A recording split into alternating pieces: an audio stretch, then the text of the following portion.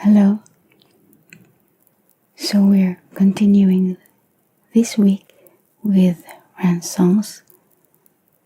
I chose this as a second song because I think it continues from the last part of Hiran.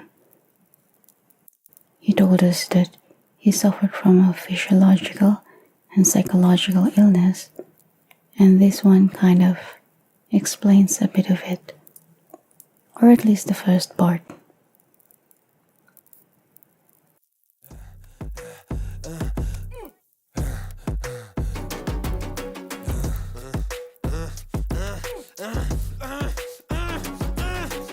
Hi Ren, thank you for coming in today. Thanks for seeing me. Looking at your file here, it seems there's a very apparent interplay with your emotional state and your physical body. Have you ever heard of the trauma response? I don't think so. Basically, our bodies can get stuck in a negative feedback loop. Our subconscious can repeat patterns from the past, which can have a pretty drastic downstream effect on our biology. Essentially, your mind is making you sick.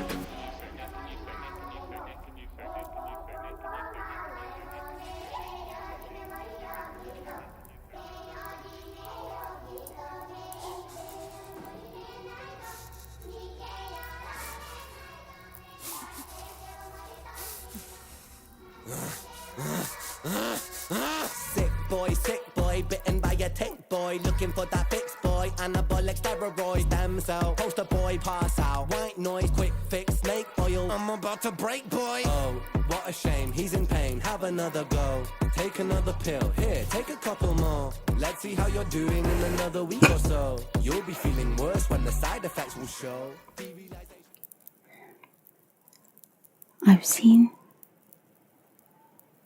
We've seen some people talking about the medical industry and how they're kind of far off from what the patient is actually feeling. But I'd like to think that not all, right? Well, maybe corporations. Because I can see that on one hand, there is this situation where a doctor has been doing this for so many years that it becomes a routine, that he hears a list of symptoms and he has seen and heard it, these same symptoms time and time again, and will point out to the same disease. Most likely, it is just that. And yes, they do that. We see that in clinics where they prescribe something and then ask you to come back for a follow-up. And then when it doesn't work, you'd feel like this doctor doesn't know what he's talking about or what he's doing. On the other hand, I also believe that there are doctors who truly are concerned and they do want the best outcome. I mean, symptoms are subjective, right? And they do rely on that from you, from us, together with the science that they have observed. So I think they should go hand in hand. Kind of like, you could say, a collaborative effort.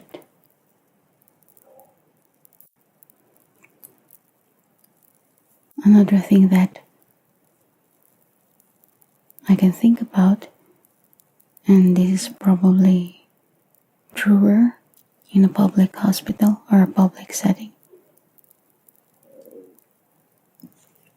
In an ideal situation, and what should be, is that they care for their patients and truly spend that one-on-one with them. Spend that time to be able to formulate, construct, well, maybe not construct, but develop the best care plan because sometimes an illness symptoms may also present in another type of illness. So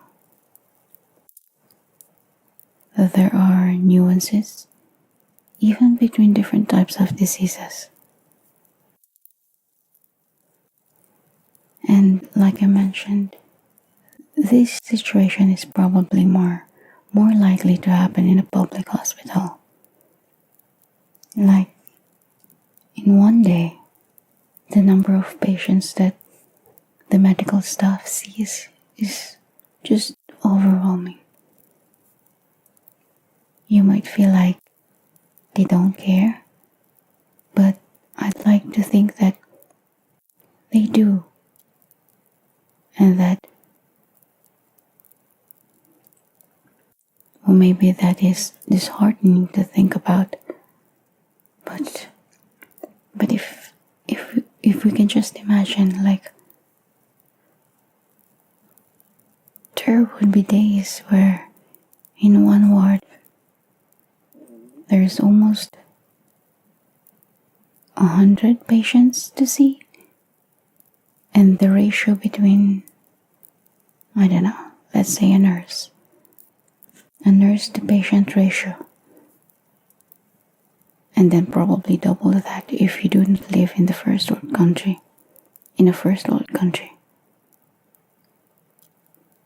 And then there's the thing of compensation, how they are compensated, the number of hours and the amount of work that they do.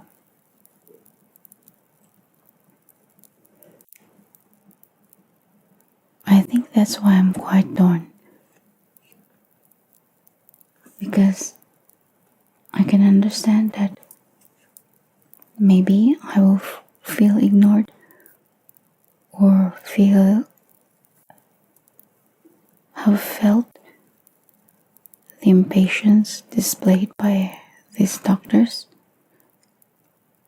or maybe they're just those who abuse the trust given to them. That could be true too. But on the other hand, I can see how it can drain a person. These doctors, nurses, the medical staff. I'm sure we have families who belong to this field, and it is amazing what they can do. Because if you think about it, they do not just do physical work, but emotional work as well,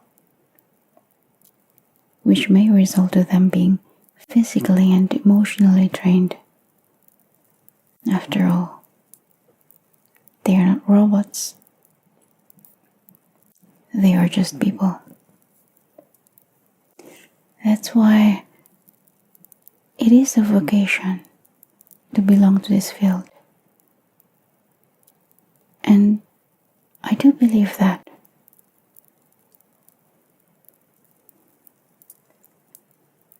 I saw this interview of Ren. It's the very first one I've seen. I think the interviewer's name is Hawkins. Yeah, I think Hawkins. But there's this part where he told a story about a nurse, and that in the end, he kind of understands how maybe the nurse or the person seeing him didn't realize what he had, and he didn't blame them. I think that's why you kind of appreciate that Ren can still say that. His songs might have an opposite feeling about it, but I guess we go back to what I thought about the beat, and how maybe Ren uses music to express that other part of him. balance.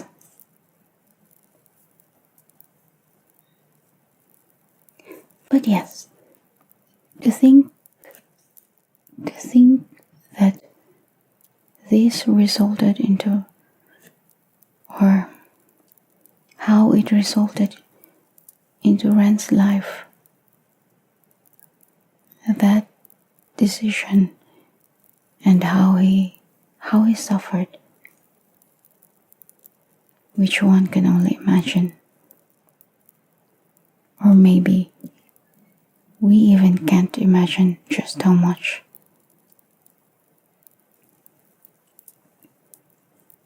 But then he was able to say that, be capable of that kind of understanding. Side effects will show derealization, medical patient losing patience with the process, walking hand in hand with Satan, complications with the medication, inflammation, dehydration, inhalation, aggravation, building up a toleration. Drown, soccer, drown, soccer, drown, soccer, drown. I've been feeling like I'm drowning with my feet upon the ground. I've been screaming, I've been shouting, but I never make a sound. I've been looking for a way out, but I always seem to drown. Is this all making sense, Ren? Yeah, I think so. Good. What I propose we do is we try to pinpoint the exact experiences from the past that are keeping you stuck. What can you tell me about your childhood? I can't really think. It's okay if nothing comes up right away. What I'd like you to do is take some deep breaths with me. In and out. In and out. Good. Now tell me the first thing that comes to your mind. I feel like it's not me. All medications have side effects. Not all will experience it, but it can still occur. And the number of medications that Ren has to take, I mean, we can only imagine what are the adverse effects. Add to that, he is taking meds that are not exactly meant for what he has. He did mention he was misdiagnosed. And to think that these are prescription drugs, something that you do not just go to the pharmacy and buy it. If somebody tells you, just take this, you'll be fine, I think that's questionable. I mean, even the most common minor surgery, a nurse or a doctor cannot say that it is 100% no risk. No one can guarantee that.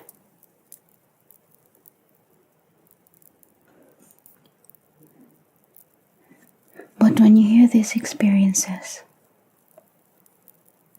you do feel horrible. No one can imagine what he had gone through. And yet, you still feel horrible.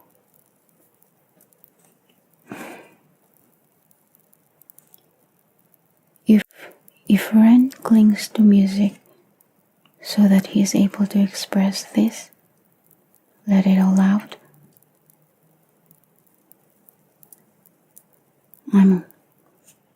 how many people have heard of Ren, not knowing his background and just appreciating his talent?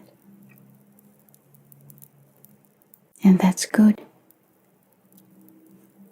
But a part of me is kind of conflicted to say that,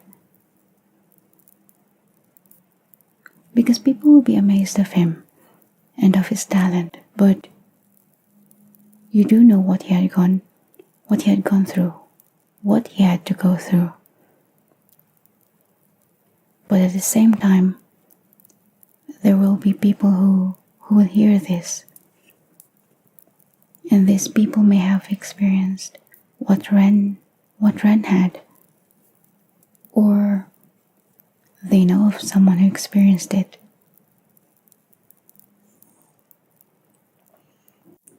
And I think Ren has come to a point where he is known and that he has this following.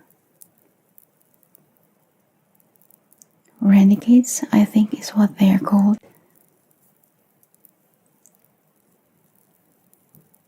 But because of this following, he has this voice which will be heard.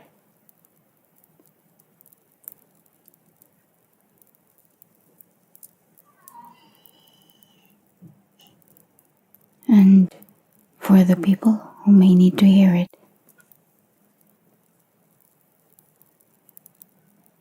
I hope it gives them comfort to see Ren. I hope Ren or Ren songs, I hope they see it as a helping hand reaching out to them so that they don't feel isolated and have something to hold on to. I hope that.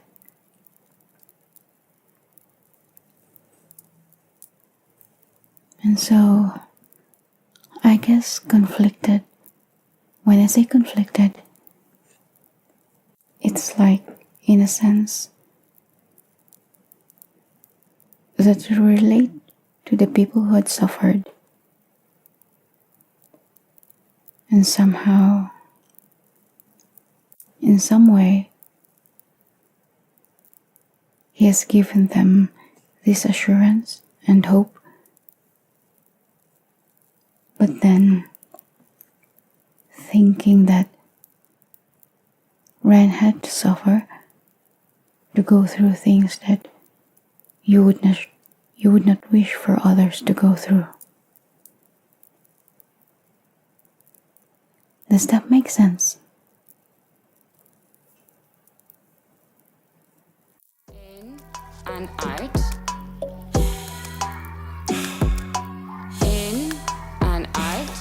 Good. Now tell me the first thing that comes to your mind. I feel like it's not me, it's the world that's sick. We're given everything we need and we commoditize it. We consume, we destroy like we're parasitic. Science tells us that it's suicide and still we commit. I'm not sick, we are sick. We are standing on a cliff in the name of progress. We jump off the precipice. I'm not sick, I'm the virus, you're the virus, hypocrite. How can you sit there with that smile on and tell me that I'm sick? Sick boy, looking. Now, this part of the song kind of shifted, and I think he's talking more or addressing what is beyond him. He does that, doesn't he? He will share his story. At the same time, he will draw you in and talk about you, the world. I think he did that in one of his remakes. The latest one, back in '74, Message in a Bottle remake. He did his naughty bars, but at the end of that, there's a part about the world, or at least a bit of it. But yes, let's shift our perspective. Let's zoom out from the song and see what it wants to encapsulate.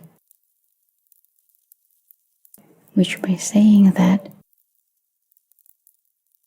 I just realized that it's kind of contradicting if you think about it, like zoom out and then encapsulate.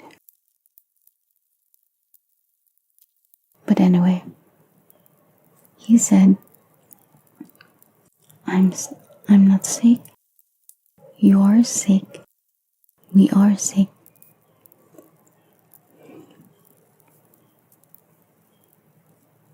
Hypocrisy. That's the first word that comes to mind. I think that's the kind of sickness that we all suffer from, with varying degrees. But I do think we can all agree. We can all agree to that. Because sometimes we are so wrapped up with our own beliefs, our own ideologies, that we forget to zoom out and see what is really happening. We become blinded by what is truly going on. We become callous to the sufferings of others. And what ends up doing is dividing people. Like the end of it all. It is dividing people. And who benefits from it all?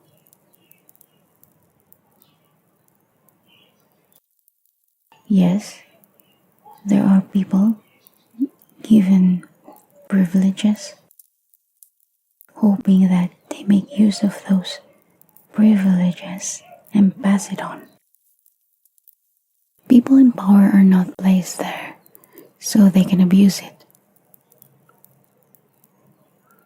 And by people, both young and old, born to privilege, whether you are born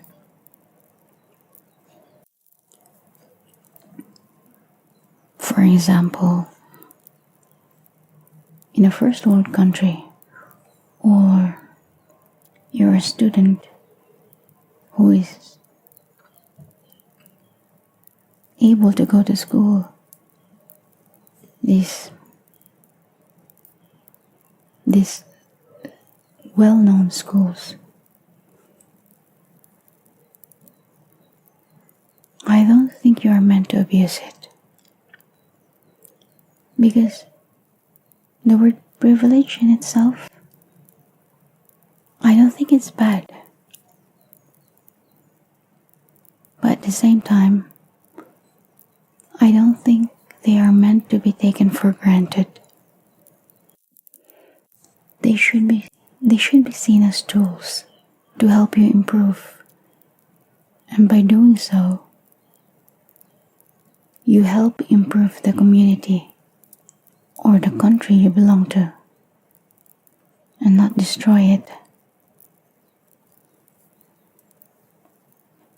I am rambling, and I'm sorry. Sorry for that.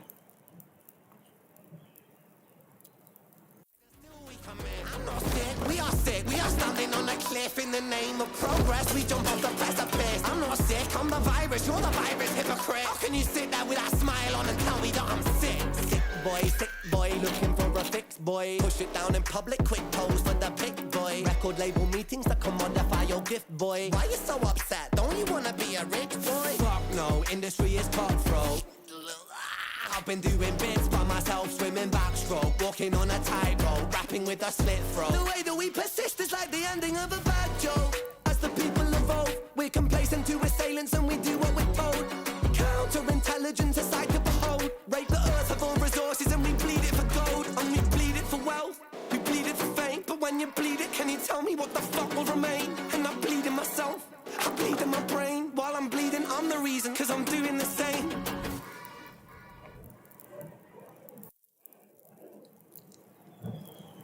I definitely know nothing about the music industry. But I do hear stories of people who are in that world. Maybe even not just the music world, but the entertainment world in general. Horrible stories of their experiences. I guess that's why there are these independent artists who are sort of fighting back. And I think we need that. We need that to kind of tip the scale, to balance it all out again and avoid monopoly. But I guess that's kind of true in any sort of setting, or let's say kind of a gated or well-guarded community. Like, if you want to belong to this group, then you should do this or that. You're not allowed to do this or that.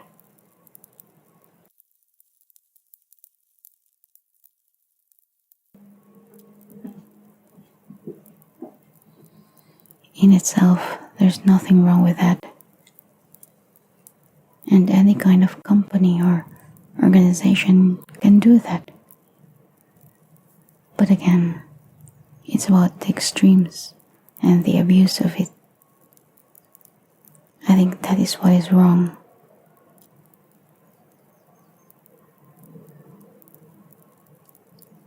The worst thing is when this happens to your family and we watch these interviews of child stars and their relationship with their parents.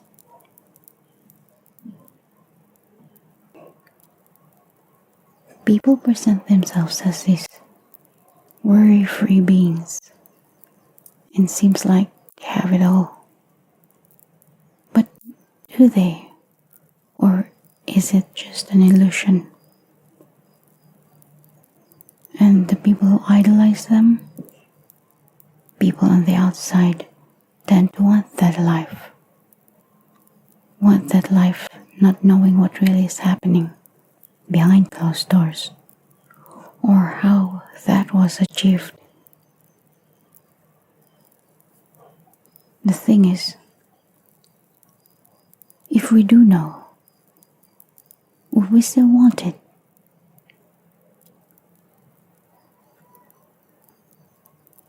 Maybe people will still pursue and continue, even if other people abuse that naivety part of you. It's like you take it like a grown-up because that's part of it. But doing the hard work, experiencing hardship to attain something is different from taking in the abuse of an authority. And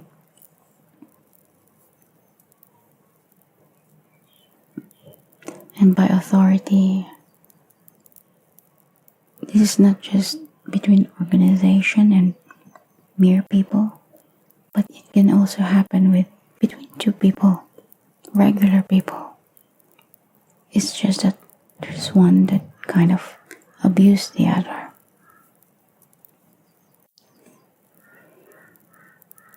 There is a distinction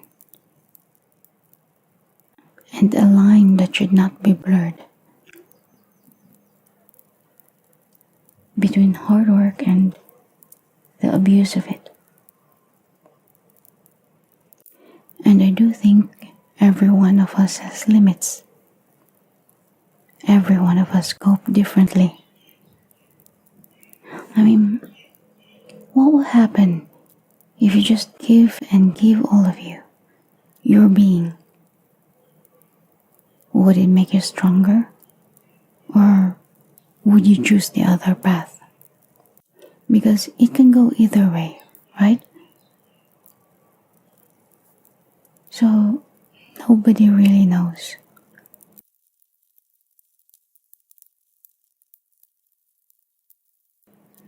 Again, we go back to this theme of balance. The extremes.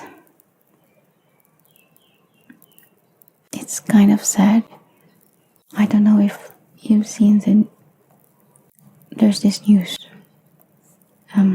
It reminded me of this 10-year-old boy. And if you hear it, such a young man, not even a man yet. Your heart will just get crushed.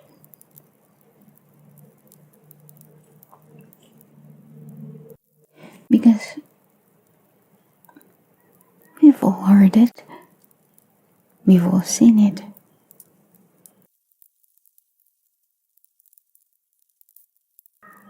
All of this. People taking other people for granted. Or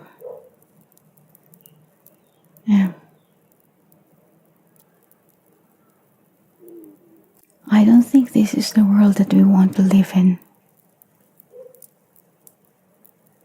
I don't think this is the world we want our children to live in.